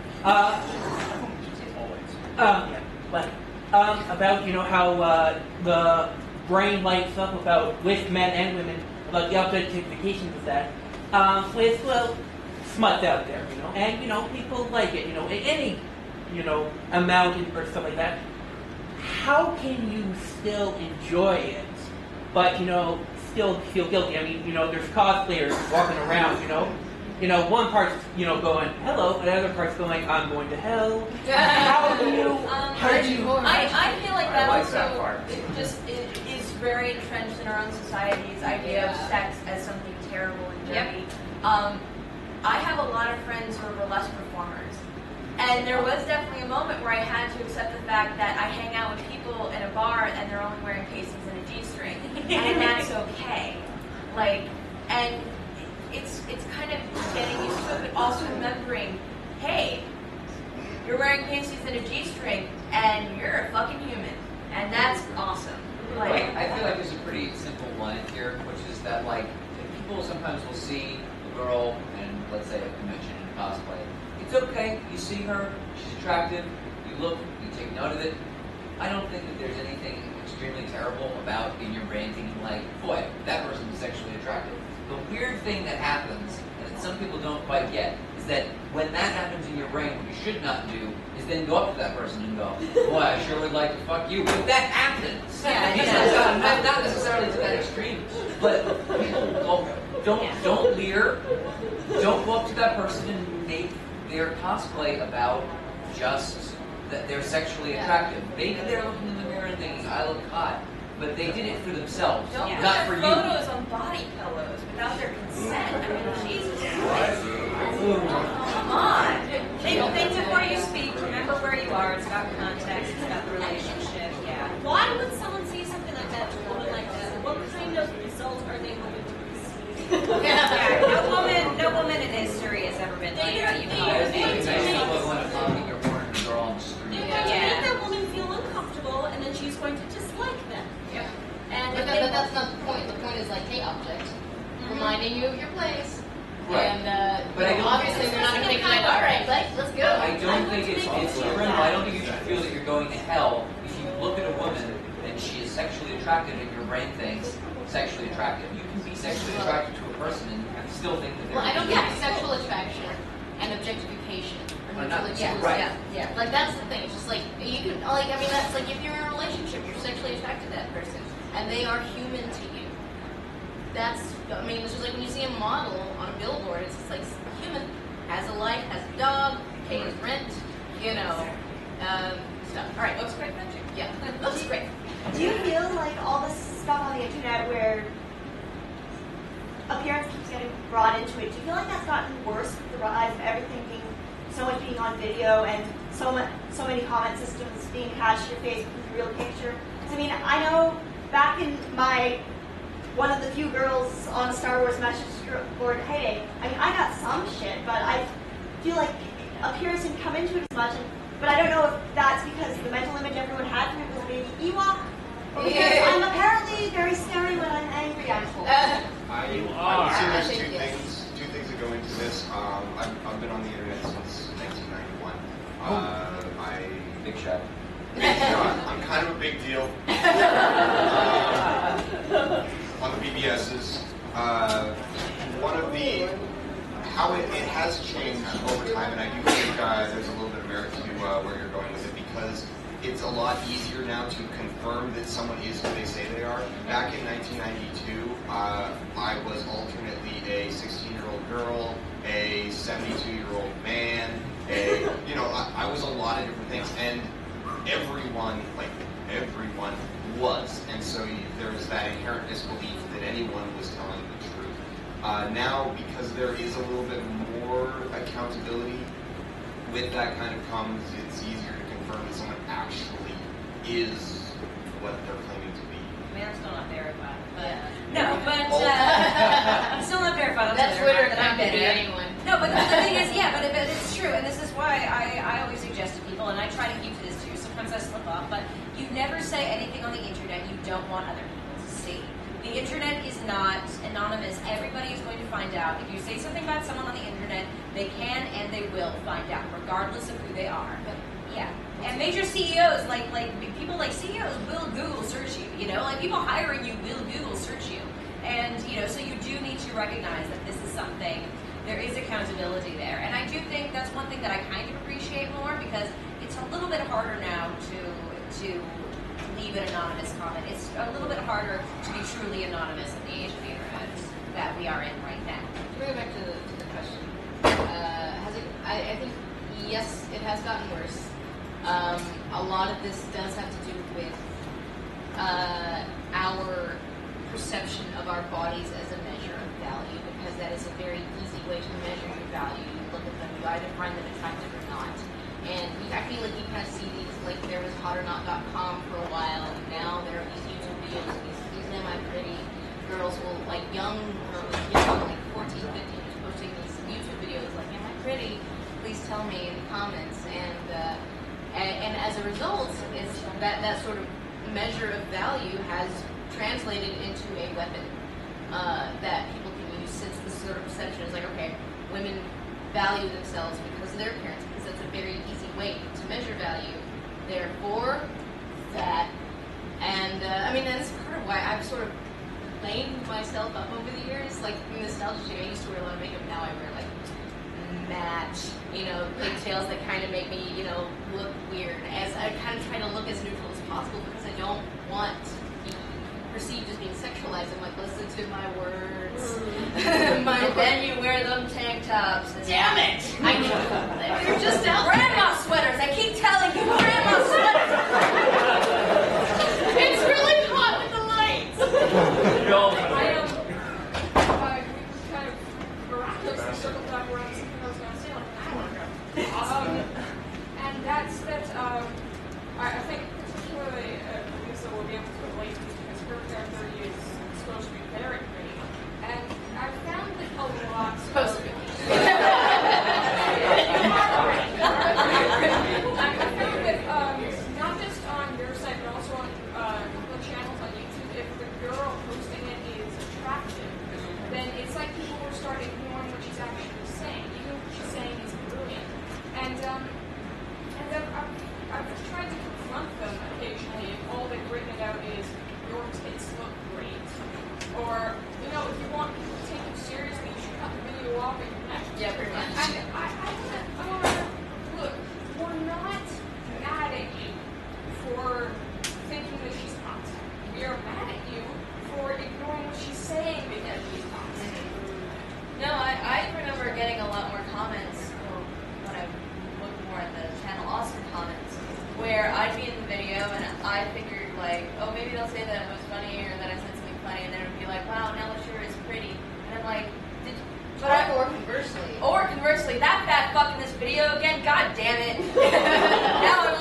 get off. And it's like, my work here is done.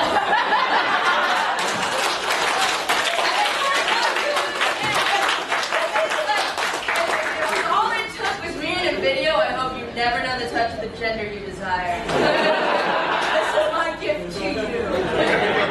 Like a curse. Yeah, just be like, you have to curse. I'm actually a fairy godmother, and this is my gift to you. My approach on dressing up for videos, I do the exact opposite of what Lindsay does. She dresses down, I dress up. I do it for a character because I think it's funny to go over the top because that's the style of what I happen to be talking about, and it's contextualized because of that. And also, I like it. It's what I enjoy. I do it for me. I like that aesthetic. And if other people like it, great. If they only focus on that and not what I'm saying, I don't care. Or not the fact that your character is so awesome. Yeah, it's like she's also really weird. Right. What do you do? I feel Yeah, it's so kind of like drag. Yeah, I often, and you don't really see that, like, damn titties on your comments. They're usually about, like, well, I don't know, Tom Cruise was like, Yeah, it's like I show a lot more cleavage than Lindsay does, but she gets a lot more comments on her chest than I ever do. Right. I'm doing it as an intentional thing, perhaps, and maybe because she's not, they're like, well, I'm getting away with it here. Whereas like, oh, well, she put them there, now I don't care. I didn't made it either. Back there. I'd like to know what your opinion on Lena Dunham is. She's gotten a lot of heat online about her appearance and also for nepotism. And I've read stuff about people are giving her shit for like speaking at Nora Ephron's funeral. It's like, why is that anyone's business? People care too much about Lena Dunham.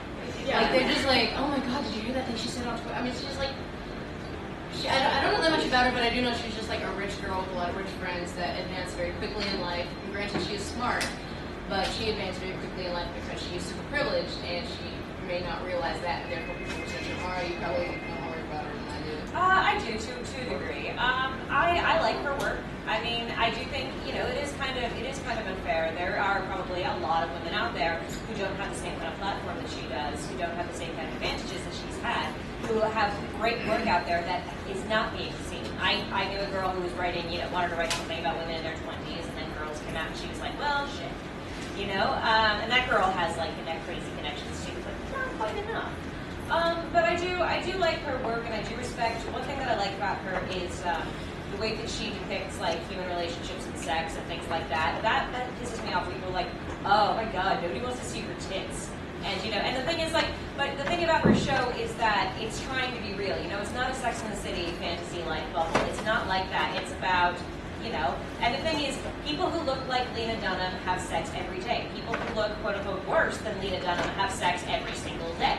And they have the kind of weird sex that she has in the show, especially nerds. Nerds have lots of weird sex. I have burlesque friends like Nella does. They're all nerdy. Oh yeah. But yeah, it's like that. And that bothers me in a way. And I think that it goes back to women are not valuable if they are not attractive. The privilege thing, that is an issue, and that is something she did. And she is still a young woman, and people put her on this pedestal and talk about her way too much. But the idea of her, she's showing her boobs again, you know what, she is doing that in an attempt to make this normal, to realize that, you can look at somebody, you can look at an actual people having sex, and, and it's funny, and sometimes it's sexy, and it's weird, and this is what it is. And that was her goal, and I respect her for that. I think also that they don't seem to realize that she's not doing it for people to validate her body. No, she's not. You to get off on. No, it's not. It's she's it's a story that she's telling, and this is a story she has to tell. I mean, I feel like I run into this all the time. I think I'm doing this with people behold how gorgeous I am. Yeah, here I am. Take it in, boys, because you're not going to get better than this. Now let's talk about the patriarchy. And it's just this weird cognitive dissonance, because it's just do you really think, the only reason I put my face on camera is because that's what they hired me to do. Or, I don't even like being on camera. And she must feel like you can figure out a clever way of, filling up where your face would be, something visual so people don't get bored. I don't know, an apple or something. Because, I'm just so jealous of Dan, because he's got the puppet. Puppets, yeah. And I'm but the thing is, the fact that my face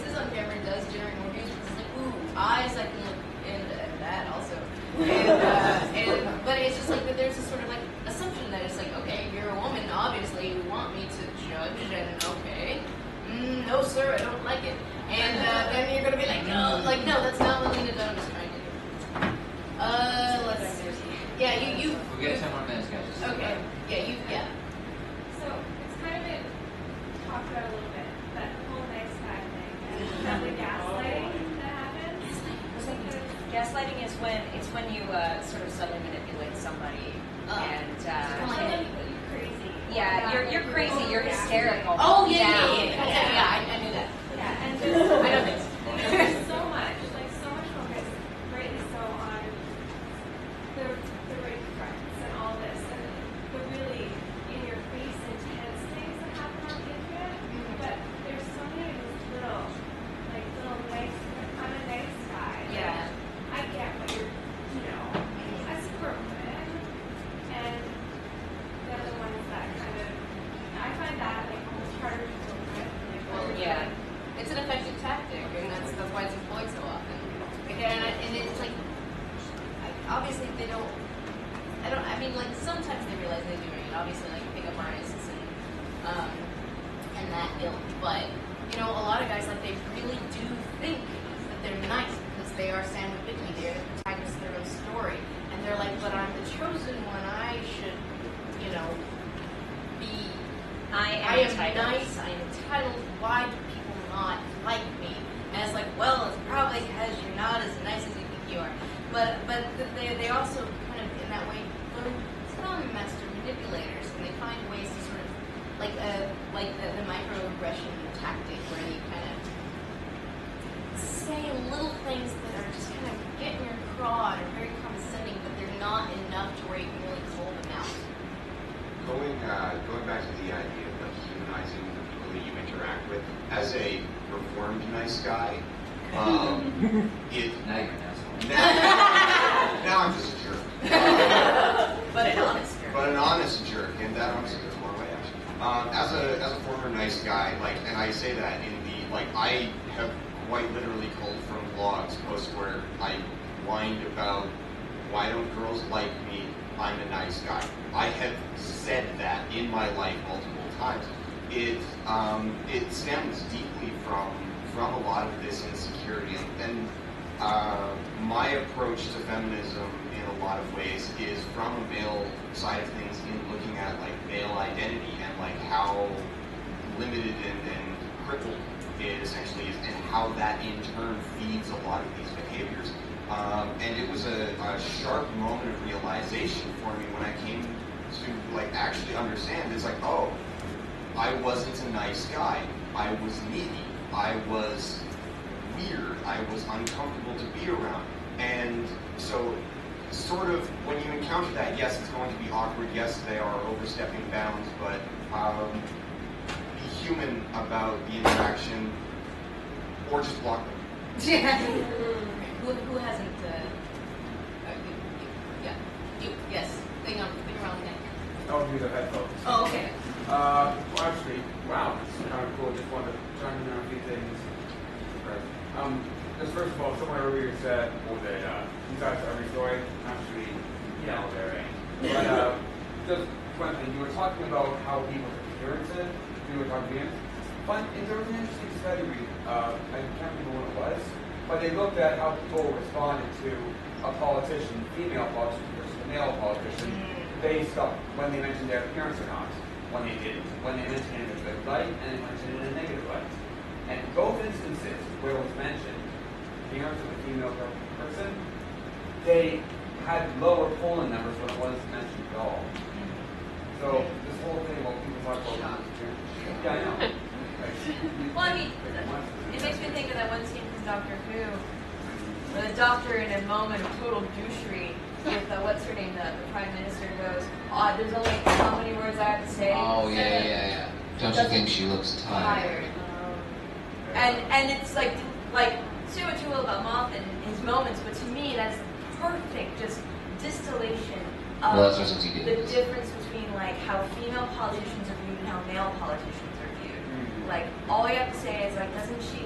Oh, she's not really put together. What is she wearing? Doesn't she look tired? Well, it's old.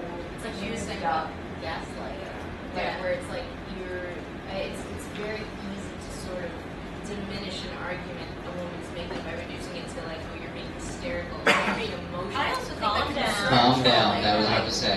That is the classic. My friend used to do it all the time to everybody. He just calm down, man. Just if you keep saying that to somebody, they will go, I'm fucking calm. Yeah, that always makes people angrier. Yeah, but it's an effective tactic because it makes it's I'm the calm even if it's like I do have a valid thing, and like, or maybe they don't, but it's just like if you're just sort of reducing them, especially women, where it's like, you know, women are perceived to be the more emotional, and that's why gaslighting is so effective. It's just like emotions are bad, and men are this little Vulcans. They are the logic monsters, and they're just over here like, well, I have statistics, and you're over here like, but my sandwich making skills. And it's just like, so all you have to do is sort of reduce it to something that just like in the tiniest way is like, oh yeah, woman. Oh, you know, tired. And it's also things it's that time of the month, yeah. isn't it? Well, it's always things they can't control. It's always like, well, she looks tired, you know, she can't really control that because she can't just go home and do this. Or it's that time of the month, you know. Well, that's hormones. That's, you know, that's that's going to happen. Or you're emotional. Like God you're forbid. emotional, yeah. Like God forbid you have an emotion, because men don't. No, men don't feel. Like, right? No. I have no feels. You're not allowed to feel. Nope, you're not allowed to feel. But that's a value if you're like in a position of power. Yeah. Women, they feel. Oh, the feels. Can you have one more thing? Yeah, I'm actually, you were mentioning earlier about, what was it called, the something?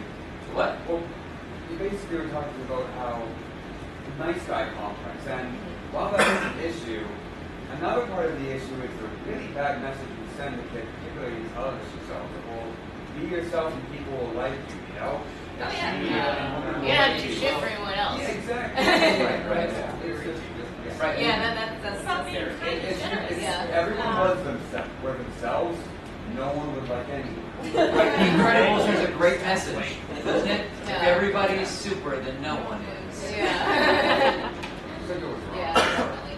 Okay, so you guys have like an audience and a platform, and you guys are doing great things for women on the internet. How do we, as everyday people, start moving forward in the right direction?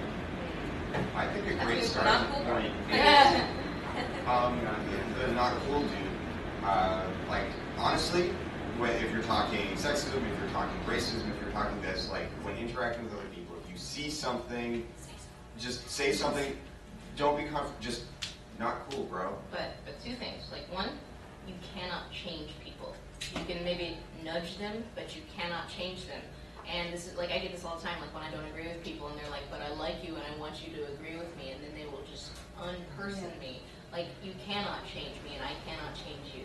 You cannot change people. But if you see a comment and you say not cool due to that comment, that guy is probably going to like bitch back at you. But though everyone else seeing that comment that you said will respect you for saying that, and maybe someone else will see it and listen. And there is also a third possibility, which is that maybe that dude will see the not cool dude comment, and yeah, they might say something really angry and nasty, but there is a legitimate possibility that they may go to sleep and their resting mind may still consider that. It's a thing that may churn, and it may have a long-term effect just because something doesn't happen in an instant, right? Yeah. We have this desire for instant gratification.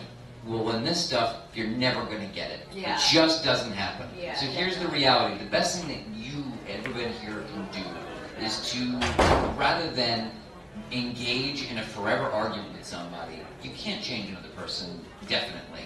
Here's the person that you can change. Yourself. I got into an argument at a con over a thing that happened, and I got real butthurt about it, and you said, Dan, remember, you're still a bro at the end of the day, sometimes you're going to get it wrong. It doesn't mean give yourself a free pass, but what I did was, when these people that were being angry at something that I had said, my immediate reaction to them was to be an asshole and be like, fuck you, I don't care what you think. But the truth was, after the fact, I then spent days thinking about this thing that I had done, and I said, maybe I can do better, and even if... It's very mopey. Right, and that's stupid, but... No, I mean, it was just like, but you did listen, and you knew that, I mean, like, because this is the thing specifically with you, where you hold yourself to a standard. You're not always going to get there, and that's true for everybody. Right, but and there are different levels of beating yourself up, or excusing yourself, and it's just like you're not always going to get it right. That's just being human. Right, but you do have to be willing to humanize another person. Even if they're not necessarily going to do it to you. Those people that were mad at me, I said, well, I understand, even though I think they said some stuff to me, and the way they said it was not the perfect way. They had a reason. They were upset about something. They shared it. They're still human beings. And so I can be thoughtful about that as best as I can and remember that they're human. That's it. I think that's the best you can do. And I think that's the end of that. Yeah, well, okay, two other things. One, don't alienate people if you can help it. It's not about you. They don't know you. Remember that. If someone's a dick to you, they don't know you. And you don't know them. It's not about you. But be cool. Be cool. Okay. Thank you for coming out.